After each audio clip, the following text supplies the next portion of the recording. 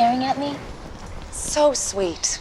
Coventry is a magical dimension separate from Earth. In this dimension, there's something sinister known as the darkness, responsible for overpowering the forces of light. Luckily, Miranda, Queen of Coventry and a powerful witch, gives birth to twin girls on Halloween night, and with them comes the prophecy of a better future for Coventry. On the night of their birth, the twins, Paula and Artemis, are dropped off by their father, Aaron. He leaves Paula with an amulet of the sun and Artemis with one of the moon. Sadly, the darkness tracks them down. Their only hope is Karsh and Ileana, loyal servants of Aron, and these two grab the twins before the darkness arrives. Going separate ways, Ileana follows a portal and finds herself on Earth. She appears right opposite a hospital, so she heads in to drop off Paula, hoping that Karsh is okay. You'll be safe here, little one.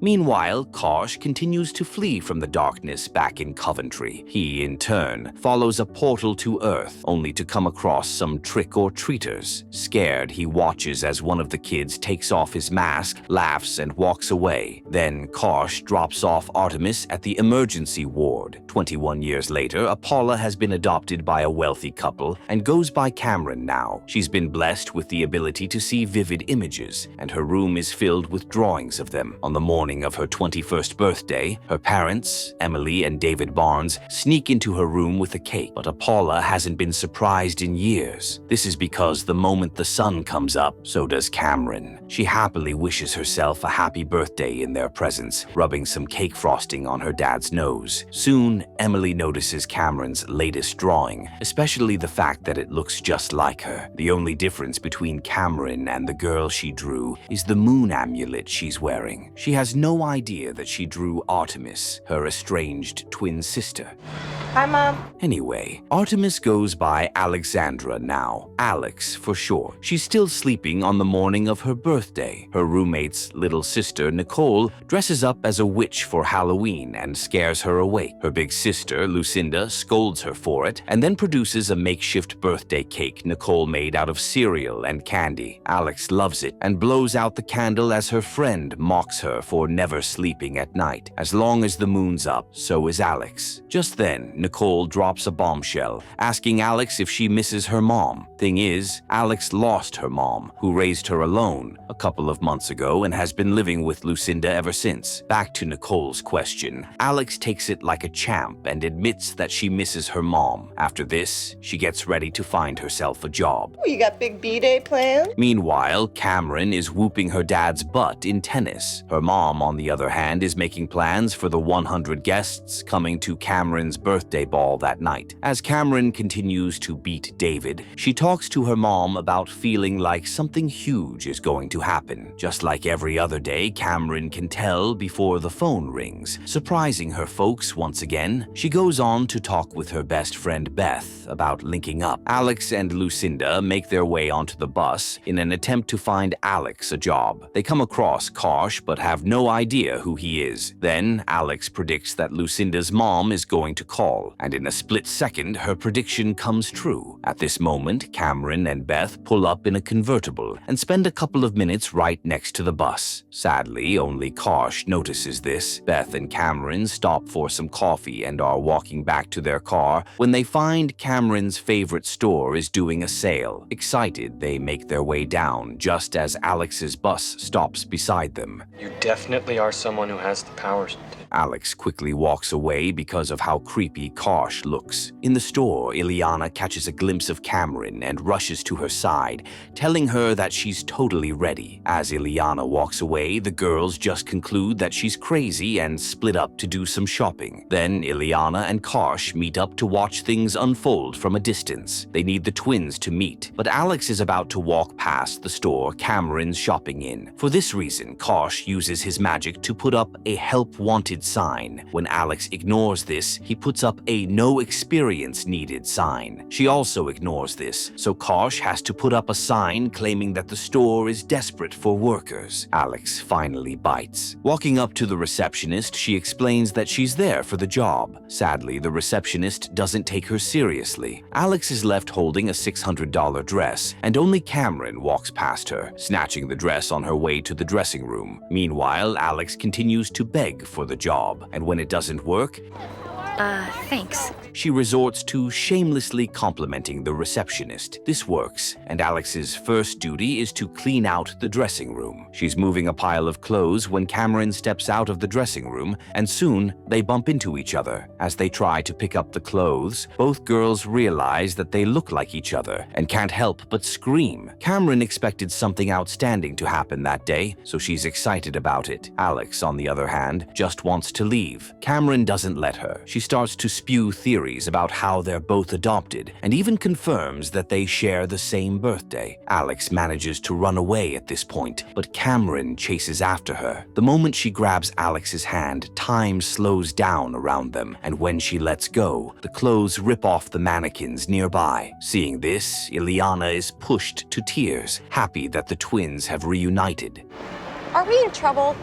Back in Coventry, Miranda's amulet begins to glow, a sure sign that her daughters are still alive. Emotional, she runs down the hallway in search of her husband, Thanos, who happens to be her dead husband's brother. She finds him quite busy, but doesn't mind spewing her guts about how her daughters are alive and together. Thanos concludes that it's wishful thinking, but when Miranda's amulet glows again, he has no reason to doubt her. With this, he promises to fetch the girls before the darkness finds them, and takes off immediately. Back on Earth, Cameron refuses to leave Alex alone. Beth even shows up, shocked that her friend has a long-lost twin. In no time, Cameron sends Beth off, hoping to bond with Alex. They continue to walk, with Alex plotting to dump her twin. This changes when she realizes that Cameron owns a convertible. Better still, that it was a 16th birthday present. They both get into the car and start catching up. Alex reveals how her mom died 3 months ago, and Cameron holds her hand for comfort. Suddenly, the car begins to go haywire, and Cameron is the only one who thinks it's cool.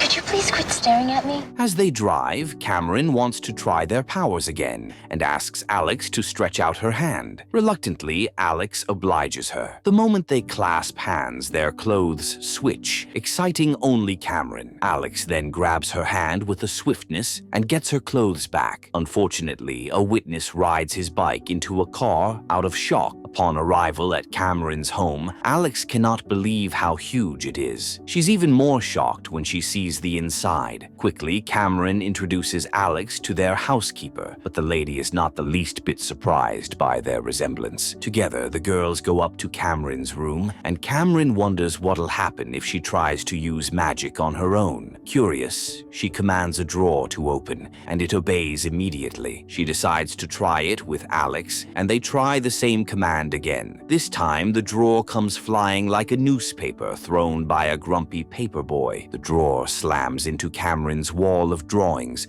pulling Alex's attention to it. I'd really wish you quit saying that.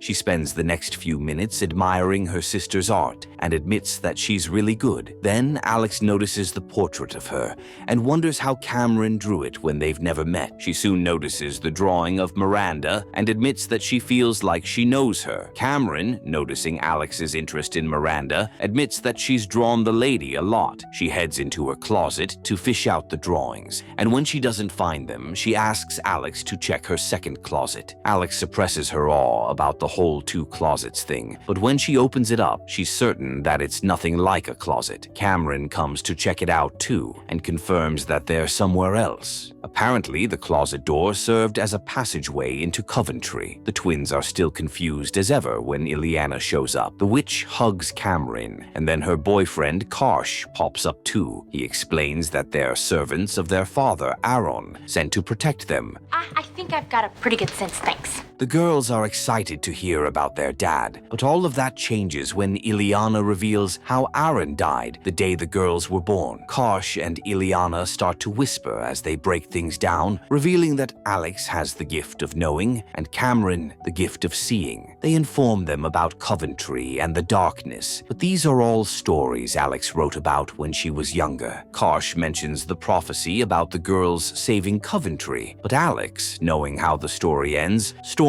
off. In turn, Cameron begs Kosh and Ileana's pardon and chases after her sister. Unfortunately, the moment they cross into Earth, the portal to Coventry closes. Alex is already wearing her jacket when Cameron joins her. She tries to drag her twin back to Coventry, but finds only clothes when she opens her closet. So sweet.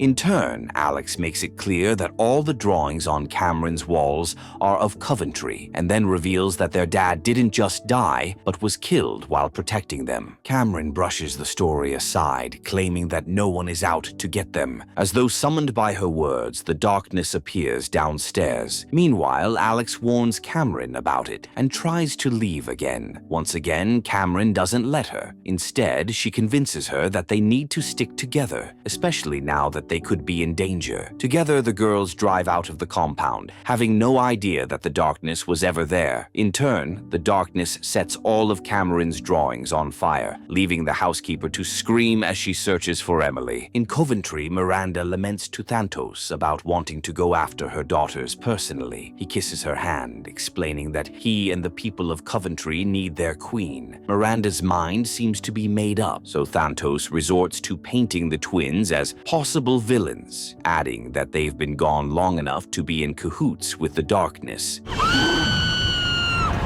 After going back and forth, Miranda gives in and lets Thanos continue the search. On Earth, Cameron and Alex arrive at Alex's apartment, and Cameron cannot believe how small the place is. Of course, her sister shuts her up and retrieves all the stories she wrote about Coventry. Meanwhile, Kosh and Ileana appear outside the building, and Ileana phases through walls to get into the apartment. Just then, Emily calls, and Cameron answers, excited to tell her about Alex. In turn, Alex makes her understand how confusing it'll be for Emily to hear about a twin, a real mom, and an entity chasing them down. Cameron reluctantly withholds information after this, listening as Emily complains about the withering flowers. Unfortunately, by the time Ileana gets into the apartment, the twins are long gone. The girls go for a walk, where Alex reveals their true names to Cameron, Apollo and Artemis. She explains how the darkness consumed everything around the period they were born, and how Aaron, their father, was the leader of the forces of light. He had to combine with Miranda to fight off the darkness, but it all changed when the twins were born. What is wrong with your life? Miranda was weakened after their birth, leaving Aaron to fight alone. He managed to hide them and transferred all of his powers into the girls. Sadly, the darkness got him when it came for the twins. It tried to get the girls, but their combined powers made it impossible, and their light spread so far and wide that it chased out the darkness. Anyway, the girls realized that they both drew and wrote about their biological mother, but in Alex's stories, Miranda was always in need of rescuing. All the while, Kosh and Ileana spy on them via some cow statues. Moving on, Alex and Cameron drop by the restaurant where Lucinda works. They unconsciously order the very same thing and get excited when they find out. Lucinda is about to leave when Alex grabs her and introduces her to Cameron as her best friend in the whole world. She then invites her to Cameron's party that night. Fair enough. After she leaves, Cameron finds a spell in one of Alex's stories, capable of making objects disappear. Alex doesn't believe it'll work, so Cameron tests it on a cup of cola. Just like that, the cup disappears and its contents spill all over the table. To make things worse, a customer nearby answers his phone, speaking loudly and disturbing the peace with it. After sharing knowing looks, the girls invent a spell and the man's cola explodes in his face. They spend the next hour using their powers for good and evil, with Kosh and Ileana always watching them from a distance. Eventually, the girls settle under a tree to scroll through even more spells, and Kosh, having had the most terrible luck that day, is beginning to lose his patience. That's what I named the woman in the pictures I drew.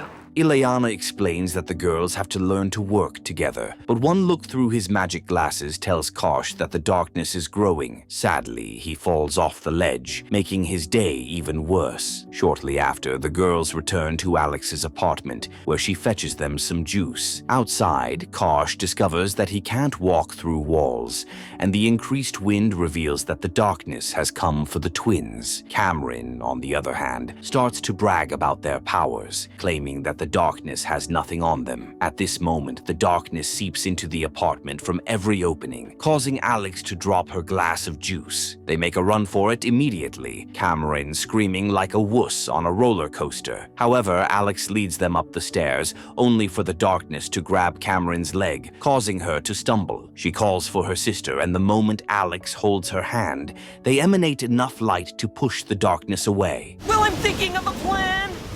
Then they run into a room at the top of the stairs, closing the door behind them. Suddenly, they find themselves in Coventry, and Kosh and Ileana appear. The girls start to yell at them, so the duo simply disappears again. Cameron immediately chases after Ileana and Kosh, and Alex follows. They catch up with them in no time, and Cameron continues to give them grief. At one point, Alex has to step in, mentioning how lucky they are that Kosh showed up when he did. In turn, Ileana reveals that Alex was the one responsible for opening the door to Coventry. Apparently, her concentration and self-belief did the trick. Alex is really intrigued, but none of these phases are Cameron. In fact, she really wants to leave this world of magic behind, so she runs off after yelling at Kosh some more. Alex runs after her sister and reminds her that they're invincible when they're together. Unfortunately, Cameron no longer believes this and just wants to go home where she's safe. Oh, that's scary! What are we gonna do about that? With Kosh's help, Cameron returns to Earth, leaving Alex no choice but to follow shortly after. By the time she arrives on Earth, Cameron is already heading towards her car. She simply tells Alex to be careful and then drives away. Cameron arrives home within minutes, and the moment she closes the door behind her, her father yells at her for not being around all day. Without retorting, Cameron embraces him and tells him how much she loves him. This leaves David speechless until his wife joins him. He has to ask if Cameron is playing him or not, and Emily picks the first option. Consequently, Cameron heads up to her room and angrily peels down what's left of her drawings. Walking over to the window, she feels for her amulet, peeping at the setting sun as she remembers Alex. Nightfall arrives in a flash, and people show up in costume for Cameron's party. As usual, Kosh and Ileana grace the event to keep an eye on things, Kosh pretending to be a waiter. I never get tired of that. Later on, Cameron turns up dressed like a princess, and Beth joins her the moment they lock eyes. All Cameron does is complain about the world and how she sees herself as a shallow person. Beth doesn't like her mood one bit, so she links Cameron up with a random dude named Zorro and leaves them to dance. Walking away, Beth double dips her chip on Kosh's watch, and he scolds her like she shoplifted. Meanwhile, Alex is in her apartment, barely eating a piece of her birthday cake. Lucinda snaps her out of it soon, only for her mom and Nicole to head out to do some more trick-or-treating. After they leave, Alex and Lucinda get into a fight, and Alex storms off into Lucinda's room. There, she hypes herself up, repeating that she's the daughter of Aaron, and that she has to do something about the crisis in Coventry. With this, she tries to chant a spell to take her there, but when she opens the door, she finds an angry Lucinda on the other side. You finished? Alex leaves the room for her and switches to the bathroom for privacy. Then she dumps the chanting and concentrates. Her amulet glows for a split second, and she opens the bathroom door to find herself inside the royal castle in Coventry. She's barely taken 4 steps when she catches a glimpse of Miranda coming up the stairs and quickly hides behind a pillar. Miranda, having heard noises, asks the stranger to reveal himself, but Alex stays quiet. Miranda then uses her magic to manipulate manipulate a nearby statue, which in turn exposes Alex's location. Seeing as she's been caught, Alex slowly shows herself, and her mom recognizes her immediately. She calls her Artemis, and tears roll down the cheeks of both ladies before they even hug each other. Miranda apologizes for not being there for the past 21 years and wonders how Alex got to Coventry. Tears still on her cheeks, she admits that she used magic, and her proud mom hugs her once again. How could you possibly know that? Back on Earth, Lucinda knocks on the bathroom door, apologizing for acting so jealous of Alex's newfound sister. She doesn't get a response, so she barges into the bathroom to find it empty and concludes that Alex went to Cameron's party without her. Meanwhile, Alex and Miranda walk around the castle, talking about Cameron and how she stayed back with her family. Alex opens up about losing her adoptive mother, and Miranda hugs her once again. She encourages Alex, informing her that she has the power needed to restore light to Coventry. At Cameron's party, the celebrant blows out her candles. She doesn't even wait to open any presents before walking out on the crowd. Worried, Beth follows her, interrogating Cameron about what's going on. She doesn't give her a proper response. Instead, she just watches the darkness roaming the skies and asks for 5 minutes to herself. David and Emily are equally worried, so they split up. I thought you and Sarah were getting to know each other.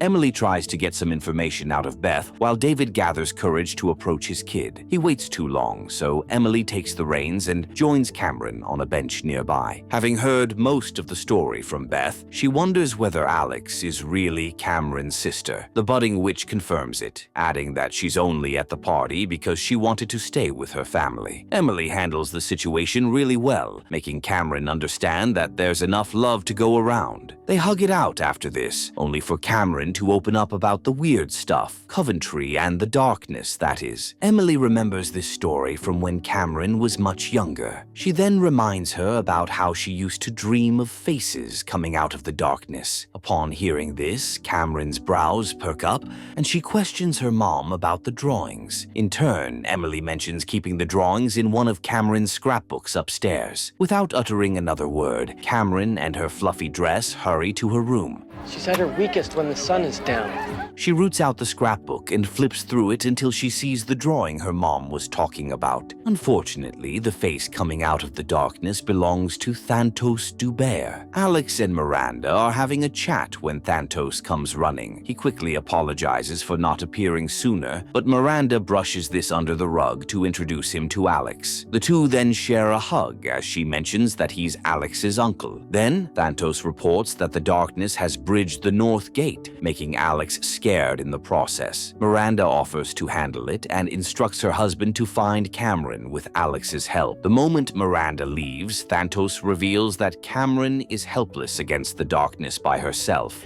and that the twins can only conquer it when they're together. He tells Alex to stay put and peers into the darkness. Too bad it already penetrated Cameron's home. The housekeeper is the first to notice it, and she screams as she gets consumed. We're in this together.